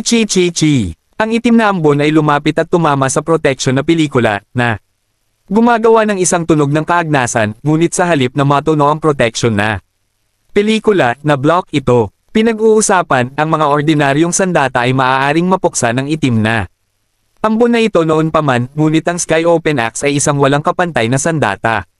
Nang mahika, at ang lason sa itim na ambon ay walang epekto. Paano ito mangyayari? Nang makita ang eksenang ito, ang puso ni Chester ay nagulat, at ang buong tao ay natigilan. Kahit na ang pagiging mapanira sa mundo ng aswang ay nablock ng Sky Axe. Paano ito mapapalo? Hahaha. Pagkakita ng pagkabigla ni Chester, tumawa si Baima sa langit at mayabang na sinabi, Chester, kaya mo ba ito? Sa pamamagitan nito, sumugod muli ang buong tao. Si Chester ay nagulat at nagalit, kaya mabilis niyang iginuhit ang kanyang tibak at direktang binati siya.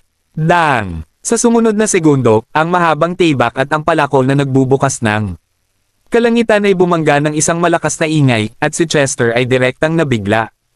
Nang higit sa 100 metro, at isang masikip na dugo ang tumalsik. Kasabay nito, ang mahabang tibak sa kanyang kamay ay agad ding nabasag. Kabanata 2984 off. Pagkatapos ng paglanding, nagsuka si Chester ng ilan pang mga bibig ng dugo, at isang nakakagulat na sugat ang pinutol sa kanyang dibdib ng palakol, at patuloy na dumadaloy ang dugo palabas ng katawan. Ganap na nawala ang pagiging epektibo ng labanan. Upang maging matapat, kahit na ang Baima ay napabuti ng malaki sa panahong hindi kalaban ni Chester ang lumaban ng mag-isa. Pagkatapos ng lahat, si Chester ay sikat sa mga dekada, at ang kanyang background ay hindi maihahambing sa kanya. Ngunit ang puting kabayo ay umasa sa lakas ng bukas na palakol, at iba ang sitwasyon. Haha! Pagkakita na si Chester ay tinamaan ng mag-isa, si Baima ay sobrang mayabang, at tumawa. Chester, ngayon ang petsa ng iyong kamatayan, maaari kang pumunta sa kapayapaan ng isip, hahantong ako sa eternal life pala sa yumabong at maging unang pintuang bayan ng mainland. Panipi, ang boses ay nahulog, ang mga mata ni Baima ay kumubli, at siya ay tumugon. Puff. Ang susunod na segundo, si Yanggang at ilan sa kanyang mga sakop ay sumugod, sinaksak si Chester ng isang mahabang kutsilyo sa kanilang mga kamay. Ang mga mahahabang kutsilyo na ito ay direktang tumagos kay Chester. Puff! Naramdaman lamang ni Chester na ang kanyang lakas ay naalis sa isang iglap. At ang buong tao ay labis na mahina. Ngunit sa parehong oras, higit sa 12 mga tao ang sumugod sa mga Sundalo ng pahayag na may mahahabang mga espada sa kanilang mga kamay, lahat ay sinasaksak si Chester. Pom! Puff! Puno ng dugo ang bibig ni Chester.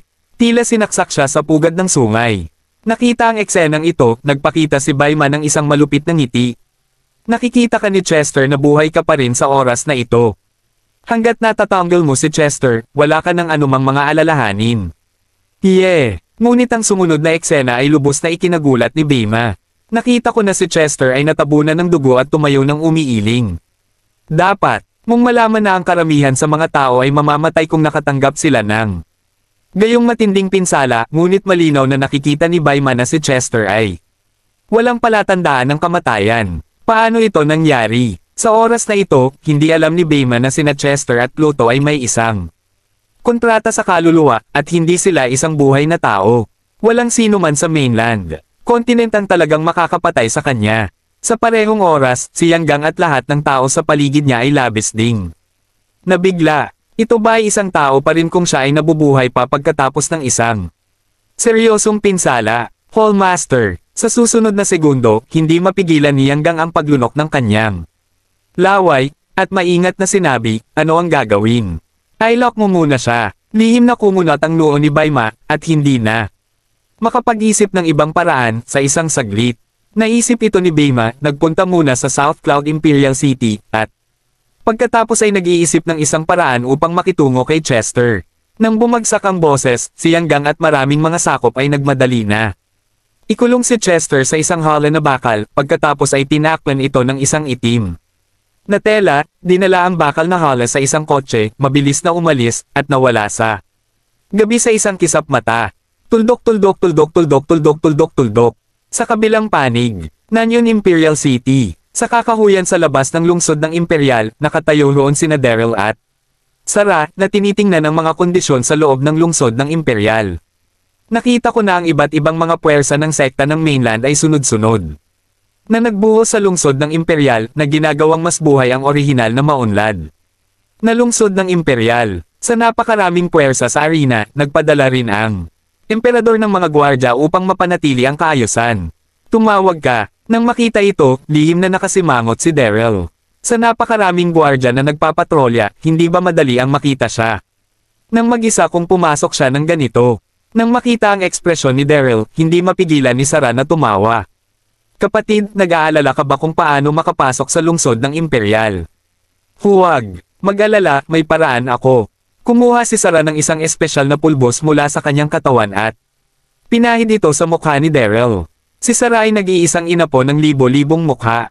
Bilang karagdagan sa libong mga mukha ng walang pagsusulat, mayroon ding ilang mga simpleng diskarte sa pagkubli, kaya't ang pagbabago ng hitsura ni Daryl ay hindi isang problema sa lahat. Upang maging matapat, talagang gusto ni Sarah na turuan ang libo-libong mukha na walang aspekto ni Daryl, ngunit sinabi ni Master Fang Mao na ang isang tao na may 1,000 mukha ay maaari lamang magkaroon ng isang tagapagmana.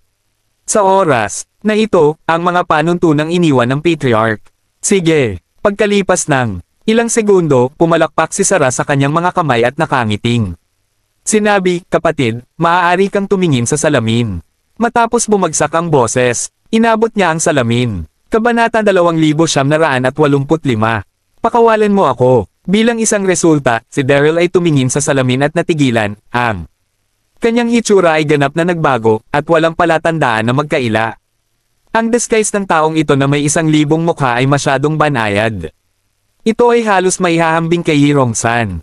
Sa oras na ito, si Sarah ay gumawa din ng isang simpleng pagkubli para sa kanyang sarili, at sa isang kisap mata, siya ay nagbago mula sa isang kaakit-akit na Diyosa hanggang sa isang ordinaryong babae. Ang pagkakita kay Sarah ay nagbago rin ng kanyang hitsura, lihim na hinahangaang muli si Daryl. Matapos maghanda, sinundan ni na Daryl at Sarah ang mga naglalakad at pumasok sa lungsod ng Imperial. Little Sister, sa Huangcheng Street, tiningnan ni Daryl ang nakapaligid na kapaligiran at sinabing, maghiwalay tayo. Pumunta ka upang malaman ang tungkol sa iba't ibang mga pintuan, at susuriin ko ang palasyo. Iminungkahi ng emperador na 100 na araw na santo. Ang pagtatayo ng Suanchen Great Array ay walang gaanong bagay, at ang mga sekta ng iba't ibang mga kontinente ay halo-halong mga dragon at ahas, at walang nakakaalam kung lihim silang Humingi ng kanlungan sa Pluto, kaya't kailangan mong suriin lumabas ito.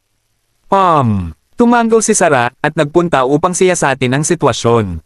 Pinapanood ang paglalakad ni Sarah palayo, huminga ng malalim si Daryl at mabilis na lumapit sa palasyo. Takip silim na sa oras na ito, kaya pagdating niya malapit sa palasyo ng Imperyo, hindi nagmadali si Daryl, ngunit dahan-daang hinintay ang pagdating ng gabi. Pinag-isipan ito ni Daryl, at nang dumilim, nagpunta siya upang siyasatin ang sitwasyon ni Haring Kenny. Kung sa bagay, masyadong hinala si Harry. Kaagad, na naglabas ng utos ng mainland ang Queen, dinala niya ang delegasyon sa Southern Cloud Continent, na parang alam na niya ito dati. Tuldok. Sa sandaling ito, sa loob ng palasyo ng Imperyo, Tiananmen Palace. Ang Tiananmen Palace ay isang lugar sa loob ng South Cloud Imperial Palace na dalubhasa sa pagtanggap sa labas ng mga dibisyon. Si Haring Kenny, bilang Emperor ng Langit, ay nakaayos dito. Sa oras na ito, sa palasyo, si Harry ay nakaupo doon na may isang malungkot na ekspresyon. Sa harap niya, nakatayo sa isang madilim na anino, puno ng mapurol na hangin, na may isang tuso at mapanirang mukha. Ito ay si Gang Hao, ang messenger ng Hades. Haring Kenny. Sa puntong ito, dahan-daang binubuksan ni Gang Hao, na gawa ni Pluto, sa oras na ito sa timog na kontinente ng kontinente, hindi lamang upang wasakin si Tyne ng malaking kaguluhan, kundi pati na rin ang Southern Cloud Queen, ay naging isa sa atin. Sinabi ni Gang Hao na kumuha ng isang immortalidad, nagpatuloy. Sa oras na ito Xuanmingdan, makakahanap ka ng isang paraan upang kumuha hanggat kinukuha ng Queen of Southern Cloud si Xuanmingdan, makokontrol siya ng kanyang kamahalan. Hades, sinabi ni Gang Hao na iniabot ang tableta kay Harry, nagbigay ng maraming salita, pagkatapos ay tumalikod at umalis. Tumawag ka. Pagkaalis ni Gang Hao, tiningnan ni Harry ang Xuanming Pill sa kanyang kamay. At nahulog sa malalim na pag-iisip. Tuldok. Sa kalagitnaan ng gabi, ang buong palasyo ay nabalot ng kadiliman. Sa oras na ito, si Daryl ay nagtatago sa dilim at naghihintay ng 2 oras. Tumawag ka. Sinasamantala ang pagbabago ng gate ng palasyo, hindi masyadong nag-isip si Daryl, sumili ang kanyang figure at sumugod. Pagpasok sa palasyo ng Imperyo, direktang tumungo si Daryl patungo sa Tiananmen Temple. Si Daryl ay dating Prince Consort ng Southern Cloud Continent at pamilyar sa palasyo ng Imperyo ng South Cloud. Alam na ang Tiananmen Temple ay isang lugar upang makatanggap ng mga VIP, at ang hari ay ang Emperor ng New World, ang kanyang pagkakakilanlan ay pambihira, at dapat siya ayusin dito. Nang papalapit na siya sa Tiananmen Temple, biglang huminto si Daryl at sumimangot ng palihim. Nakita ko na si Harry ay lumabas sa palasyo na may misteryosong mukha, at may isang tao lamang, walang mga gwardya na makakasama sa kanya. Nang siya ay lumabas ng palasyo, tumingin si Harry sa paligid, at pagkatapos ay kumuha ng maskara, isinuot sa kanyang mukha, at pagkatapos ay lumakad patungo sa palasyo ng Reyna kung saan siya nagpahinga. Tumawag ka. Nang makita ang eksenang ito, hindi mapigilan ni Daryl na ungol ng lihim. Ano ang paglusot ni Haring Kenny? Bulong sa kanyang puso, hindi nagatubiling si Daryl, sumunod. Di nagtagal, sunod-sunod na silang dalawa sa palasyo ng Reyna. Puff. Pagdating niya sa pasukan ng palasyo, nakita niya si Harry na bumaril ng isang dekuryenteng kamay, tinaas ang kanyang palad, at hinampas ang 2 babaeng korte na nagbabantay sa pintuan. Mabilis na paglipat ni Harry, at ang 2 babaeng korte ay hindi talaga makapagreaksyon, at sunod-sunod silang nahimatay nang hindi man lang nakikita kung sino sila. Kabanata 2986. Sino ang nasa labas? Narinig ang kilusan, ang Reyna na magpapahinga na sa palasyo ay hindi mapigil ang sumigaw ng mahina. Sa sandaling ito, si Haring Kenny ay nagpakita ng kaunting ngiti at tumugon. Ako ito. Ang boses ay nahulog, at binuksan ni Harry ang pinto at lumakad papasok. Sa sandaling ito, nakikita ang eksena sa loob, biglang ituwid ng kanyang mga mata si Harry. Nakita ko na ang emperador ay nakasuot ng gasa ng korte, kalahati na. Nakahiga sa malambot na sopa na may isang perpektong hubog na hubog. Ang tanawin na, ito ay mabaliw para makita ng sino mang tao. Ikaw. Kasabay nito, nagulat ang Reyna nang makita niya si Haring Kenny, sino ka? Dahil si Haring Quangbin ay nakasuot ng maskara, hindi talaga ito makilala ng Reyna, ngunit naramdaman niya ang hininga niya. Mayroon pa ring hindi. May paliwanag na gulat. Kamahalan, huwag kang magpanik. Si Haring Kenny ay ngumiti at sinabi, narito ako upang makipagtulungan sa iyo. Tulad ng sinabi niya, si Harry ay tumangala at pababa sa reyna. Maganda, napakaganda, sinasabing ang Queen of South Cloud ay mukhang isang napakatinding bansa. Pinag-uusapan ito nang unang dumating si Haring Kenny, siya ay ginagamot ng emperador, ngunit ang emperador ay bihis na seremonya noong panahong iyon, ngunit sa oras na ito, ang mga suot na damit ay magaan at ang visual na karanasan ay ganap na magkakaiba. Kooperasyon. Nang marinig ito, natigilan ang reyna.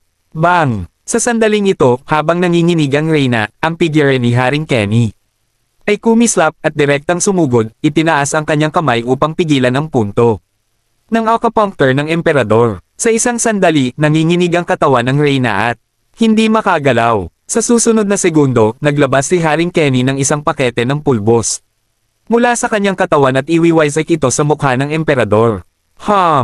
Sa sandaling ito, hininga ng emperador ang pulbos, naramdaman lamang na ang lahat sa harap ng kanyang mga mata ay naging medyo malabo, lumingon at inaantok. Oo, ang pulbos na iwisek ni King Kenny ay isang uri ng gamot. Ang sino mang babae na lumanghap dito ay magtatabi sa kanyang katinoan at mahulog sa kabaliwan. Pinag-uusapan ito, orihinal na nais ni Harry na kumilos alinsunod sa plano at bigyan ng Queen Zuan Ming Pil, ngunit pagkatapos ay naisip ko ito, napakaganda ng Queen at ayaw niyang gamitin ito. Hindi ba kawawa naman? Iniisip ito ni Harry, at pagkatapos matamasa ang paglalamang ng emperador. Bibigyan niya siya ng isang misteryosong tableta na isasaalang-alang din bilang pagkumpleto ng gawain na itinalaga ng Harry. Ikaw, napakabilis ng pag-atake ng droga, at tumingin ang reyna kay Haring Kenny sa galit, isang salita lamang ang sinabi, at unti-unting nawala ng malay. Ha. Ipinagmamalaki ni Harry, nagpakita siya ng kaunting ngiti, at yayakapin na niya ang emperador at gumuho. Ha. Ngunit sa sandaling ito, isang malakas na hininga ang nagmula sa labas ng palasyo, sinundan ng isang figure, mabilis na kumulog, na tumama sa likod ng Harry. Gamit ang isang palad. Si Daryl ito. Sinundan ni Daryl si Haring Kenny at dumating sa labas ng palasyo ng Queen. Nakita ngayon ni Daryl ang lahat. Sa oras na ito, nang makita ang Haring Kenny ay madudungisan ng kawalang kasalanan ng Queen, hindi na niya ito mapigilan. Ang palad na ito, na may momentum ng napakalaki. Nang maramdaman ng panganib, takot si Haring Kenny, at biglang sumalakay si Daryl. Hindi niya talaga ito maiiwasan, mabilis lamang niya magamit ang kanyang panloob na puwersa, itinaas ang kanyang palad upang batiin siya.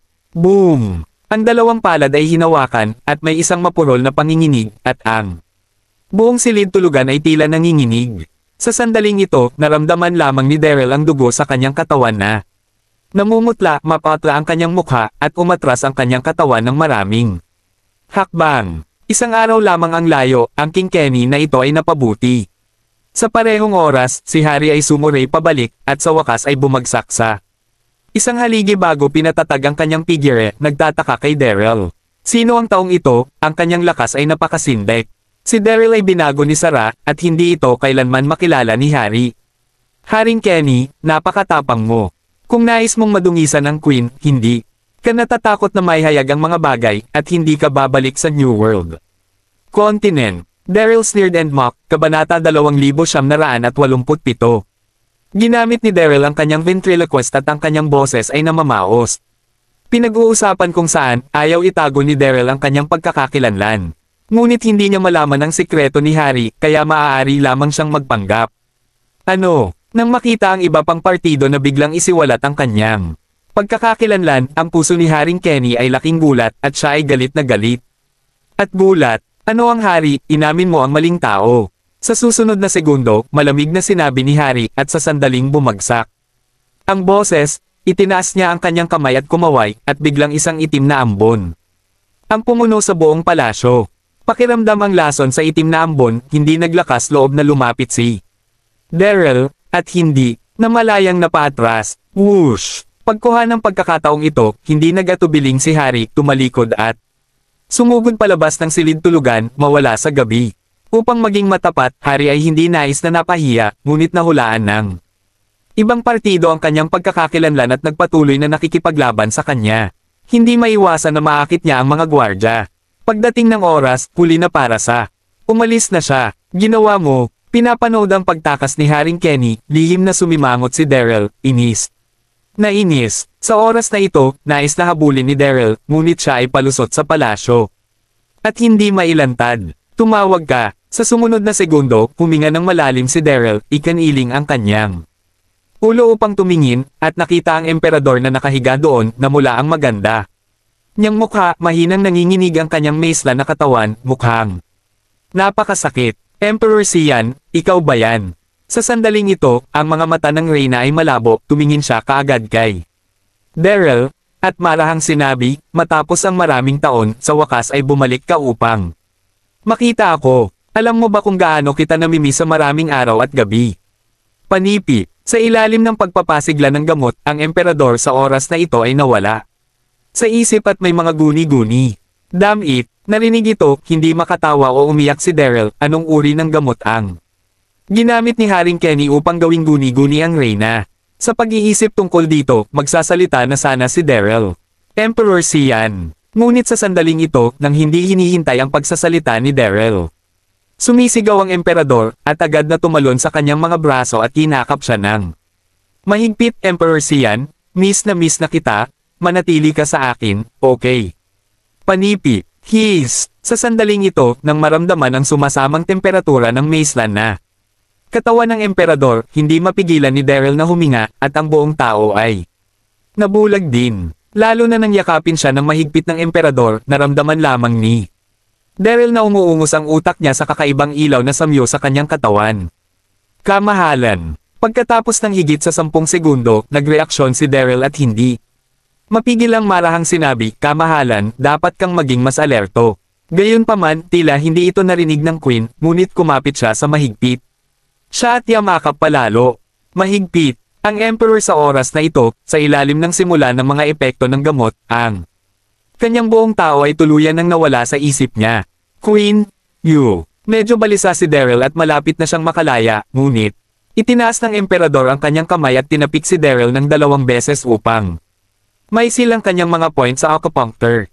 Bagaman ang lakas ng emperador ay hindi kasing ganda ng Quincy, mas mataas ito kaysa sa mga nagtatanim sa mga ilog at lawa, at si Daryl ay hindi handa, at sa sandaling iyon, hindi makagalaw si Daryl. Damn it, sa sandaling ito, biglang nagpanik si Daryl. Gayunpaman, bago siya makapagreaksyon, nakita niya ang emperador na dahan-dahang papalapit kasama ang kaakit-akit nitong pulang labi at hinalikan si Daryl. Sa oras na ito, ang emperador ay hindi sinasadya na ituring si Daryl bilang unang emperor, ganap na wala ng dahilan. Puff! Sa susunod na segundo, nang hindi hinihintay ang reaksyon ni Daryl, binato siya ng emperador, at silang dalawa ay agad nagamulong sa pagbagsak. Kamahalan, huminahon ka. Huminahon ka. Nais ni Daryl na umiyak ng walang luha, at kasabay nito ay hinimok ang kanyang lakas sa loob na buksan ang mga puntong acupuncture. Gayunpaman, ang discarding tumuturo sa acupoint ng emperador ay ganap na naiiba mula sa mga taga-Jiangho. Kahit na may lakas si Daryl, tatagal ng kahit kalahating oras upang mabuksan ang mga acupoints. Xian Huang. Sa oras na ito, hindi marinig ng emperador ang boses ni Daryl. Nais lamang niyang ibahagi ang kanyang dating damdamin sa Xian Huang sa kanyang puso, mahigpit na niyakap si Daryl, at sinimulang hilahin ang damit ni Daryl. Namumula ang mukha ng Reyna, at sa wakas ay hinalikan ang bibig ni Daryl. Kabanata 2988. Ay hindi rin alam kung gaano katagal nakatulog ang Reyna. Sa oras na ito, madilim na sa labas. Niyakap ni Daryl ang emperador, nais na umiyak ng walang luha. Paula, pagpasok sa palasyo ngayong gabi, ito ay upang siyasatin ang mga lihim ng Haring Kenny, ngunit ang resulta ay ginugol sa buong gabi kasama ang Reyna. Nanlungo, tahimik na bumangon si Daryl at mabilis na umalis sa palasyo. Kung hindi ka aalis, magkakaproblema ka kapag nagising ang Reyna. Hindi nagtagal, bumalik sa lugar kung saan siya humiwalay mula sa Sara. Kahapon, nakita niya mula sa isang malayo na naghihintay na doon si Sara. Kapatid, pagkakita kay Daryl, dali-dali siyang binati ni Sara, at mabilis na sinabi. Tinanong ko ito kagabi. Karamihan sa mga puwersang ito ay nais na makita ang mukha ng Nine Heaven Saints at ang ilan ay nais na samantalahin ito. Ang sikat ang oportunidad sa buong mundo, ngunit ang mga ito tila walang silbi sa atin. Panipi, narinig ito, tumahimik si Daryl. Sa sandaling ito, hindi mapigilan ni Sarah na magtanong, ano tungkol sa iyo? May nakita ka bang balita? Si Daryl ay napahiya, napakamot ng ulo at sinabing, ang palasyo ay mababantayan, tinignan ko lahat gabi, at walang nangyari. Espesyal na mga pahiwatig. Panipi, paano mo masasabi sa akin ang tungkol sa gabi at ulan sa pagitan mo at ng Reyna? Habang siya ay nagsasalita, narinig niya ang direksyon ng palasyo ng imperyo, at mayroong isang alon ng pagkabalisa, at maraming mga magsasaka ay sumugod. Kapatid, pakinggan mo sila, ngayon ang pamilya ng imperyo ng South Cloud ay magsasagawa ng pagpupulong upang pag-usapan kung paano mabuo ang Zuan-Chen Great Formation. Halika at tingnan natin. Sabi ni Sarah habang hawak ang kamay ni Daryl. Tuwang-tuwa, tumanggaw si Daryl, at kasama si Sarah, sinundan ang lahat sa dambana ng pagpapala. Ang Altar of Blessing, ang lugar kung saan ang pamilyang imperyo ng South Cloud ay sumamba sa langit at sa lupa, ay napakasagrado. Mula sa malayo, nakita ko ang pasukan sa dambana ng dasal na binabantayan ng mga bantay. Ang bawat magsasaka na pumapasok ay kailangang itala ang kanyang pagkakakilanlan. Sina Daryl at Sarah ay nagulat ng peking pangalan ng sekta at madaling halo-halong pumunta ako, maraming tao. Pagdating niya sa altar ng dasal, natigilan si Daryl nang makita ang eksena sa harapan niya.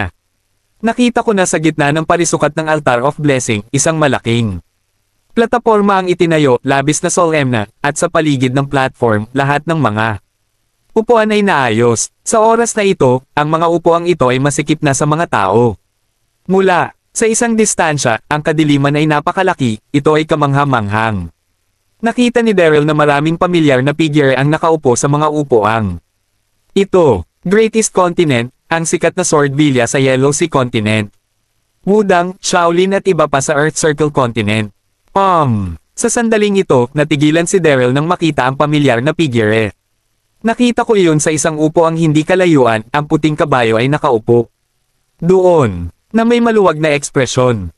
Sa likuran niya, mayroong ilang mga piling alagad sa eternal life na nakatayo ng maayos. Ang batang ito ay nagtaksil kay Brother Chester at ngayon siya ang Lord of the Eternal Life Palace. Sa oras na ito, tinitigan ni Daryl ang puting kabayo, at tumaas ang kanyang puso sa galit. Kalahating buwan na ang nakalilipas, nagkatagpo si Daryl kay Chester. Sa oras na iyon, detalyadong ipinaliwanag ni Chester kung paano nahulog si Chester sa kailaliman. Masasabing nahulog si Chester sa ganoong sitwasyon, at ito ay lahat ginawa ng White Horse. Nang malaman ang sitwasyon sa oras na iyon, galit na galit si Daryl, at lihim na nanumpa na papatayin ang White Horse, ngunit hindi niya inaasahan na salubong siya rito. Sa oras na ito, gustong patayin ni Daryl ang puting kabayo, ngunit nang makita niya ang nakapaligid na sitwasyon, siya ay matatag pa rin. Sa sandaling ito, sa pwesto ng VIP ng venue, nakaupo roon si Haring Kenny. Ang kanyang mga mata ay dahan-daang pinapalas ang madla, ang kanyang ekspresyon ay malungkot. Na nakakuha ng Reyna kagabi, ay nabulabog ng isang misteryosong tao. Hindi lamang nasiyahan ang lambingan ng emperador, ngunit naantala din niya ang gawain ng account ni Pluto. Kabanata 2989 na maraming mga tao sa lugar ng pagpupulong, ang misteryosong taong iyon ay dapat nakabilang sa kanila. Gayunpaman, ang hari ay naghanap ng mahabang panahon, ngunit hindi niya mahanap ang taong nakilala niya kagabi. Sa oras na ito, hindi alam ni Haring Kenny. Si Daryl ang gumawa ng masama sa kanya kagabi, at nagbago ang mukha ni Daryl, ngunit nang pumasok siya sa venue. Ngayon lang, binigyan ng Sarah si Daryl ng isang bagong make-up natural na hindi ito makilala ni Haring Kenny. Haha. Sa sandaling ito, ang buong venue ay biglang sumabog sa pagkabalisa. Maraming tao ang nakatayo sa tipto at tumingin sa paligid. Narito ang prinsesa. Napakaganda nito. Sa gitna ng isang bulalas, nakita niya si Queen Silong na dahan-daang naglalakad sa gitna ng mesa na napapaligiran ng maraming mga gwardya ng korte. Sa oras na ito, si Quincy, na may suot ng isang maputlang dilaw na mahabang palda, ay marangal at mayabang na ipinapakita ang royal aura sa buong katawan niya. Ang komperensya ngayon ay hinahawakan ng Quincy. Lahat, sa oras na ito, si Quincy ay tumingin sa paligid at dahan-daang Sinabi, naniniwala akong alam ng lahat, sa oras na ito ang Queen ay naglabas ng isang utos para sa Siyam na Langit. Ang Siyam na Langit ay nagpunta sa mainland, ito ay orihinal. Isang sakuna, at ang sakunang ito ay nauugnay sa Pluto ng aswang na mundo. Ang mga tukoy na detalye ay ipapaliwanag ng Nine Heaven Saintess. Ang tinig ni Quincy ay hindi malakas, ngunit kumalat ito sa buong lugar. Pagkatapos, pinag-usapan ni Quincy ang tungkol sa ilang mga sitwasyon at tinanong ang mga bantay sa paligid niya na aanyayahan ang siyenteng langit na langit na lumitaw sa entablado. Wow! Nang lumabas ang 8 santo ng Wanxiang, kumukulo ang madla. Maraming mga mata ng kalalakihan ang nanlaki, halos mapang-anga, at maraming mga mata ng kababaihan ng puno ng panibugho. Maganda, masyadong maganda. Ito ba ang Siyam na Langit ng mga banal? Nakita ko na ang 8 santo ng Wanxiang at Xian ay lahat ay nasa puting damit, nakamamanghang. Ang magandang-maganda mukha ay tunay na isang walang kamatayan, hindi mailalarawan maganda. Ang 8 santo ay dahan-daang naglakad papunta sa gitna ng platform at tumanggaw sa lahat ng tao sa kanilang paligid. Pagkatapos nito, si Wanxiang ay gumawa ng isang hakbang pasulong at dahan-daang sinabi, sa pagkakataong ito ay itinatayo mo ang Zuanchen Great Formation, lahat ay maaaring tumulong. Lubos kaming nagpapasalamat sa Nine Heavens Saintess. Ang aming Siyam na Langit na Saintess ay orihinal na nakalagay sa Myth-Ian Spirit Realm, at ang aming tungkulin ay protektahan ang mainland continent.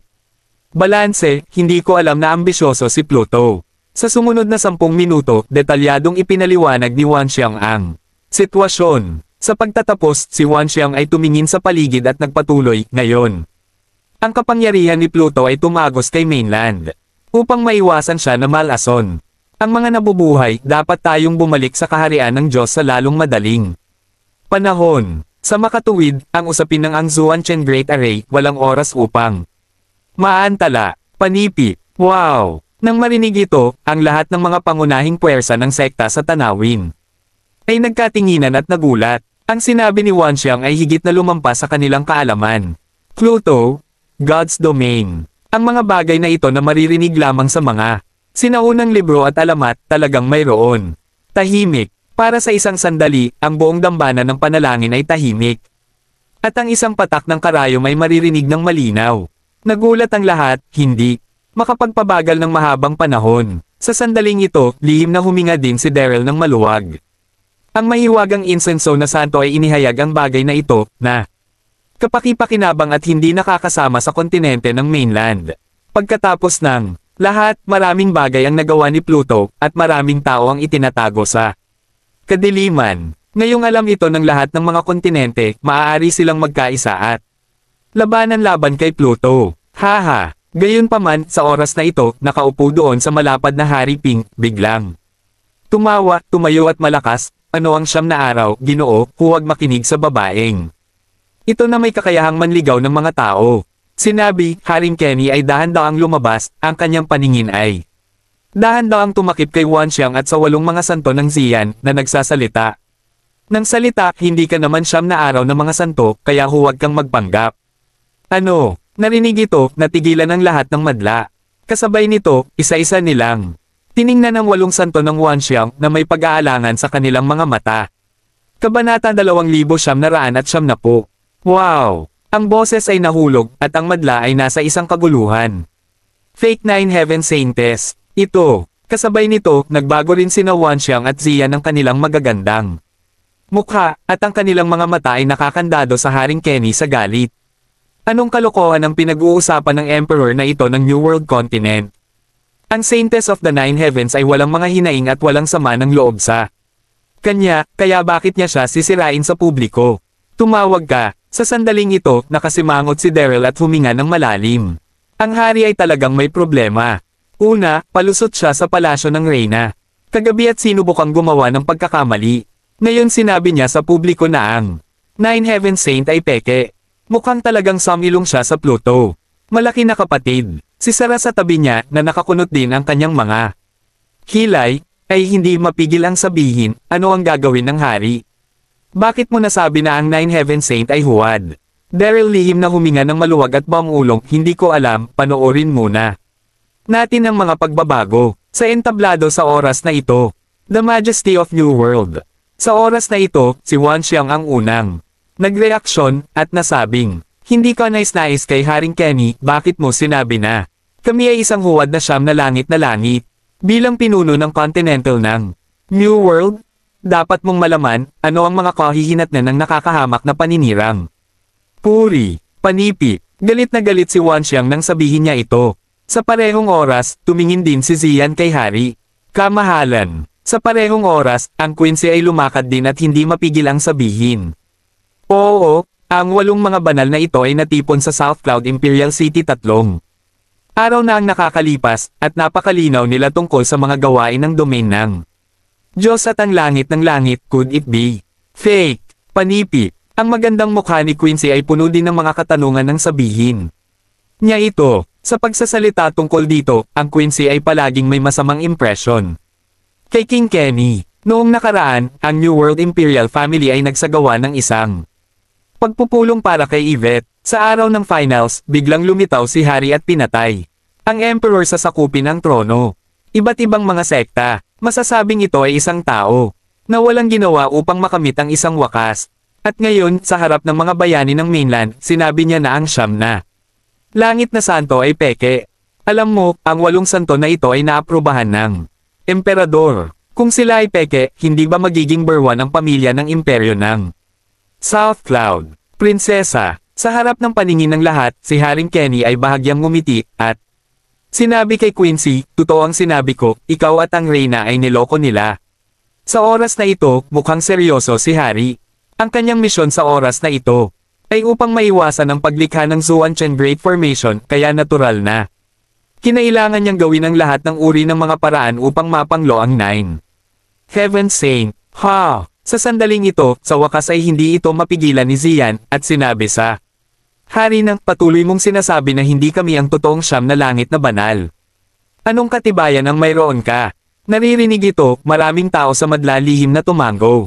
Oo, walang katibayan, paano nito mapatunayan na ang 8 santo na ito ay peke? Katibayan. Umina si Haring Kenny, at dahan-daang sinabi, gusto mo ng ebidensya.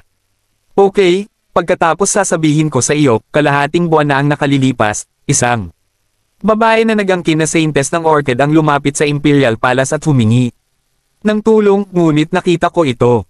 Nang maglaon, nakakulong siya, ngunit nang magtatanong ako, siya ay sinagip ni Daryl. Nang masabi iyon, tumingin si Haring Kenny sa paligid at nagpatuloy, sa pagkakaalam ko, ang totoong siyam na araw na santo ay ikinulong nila ni Daryl, at pagkatapos ang 8 babaeng ito ay nagpanggap na siyam na araw na santo upang linlangan ang South Cloud Imperial na pamilya.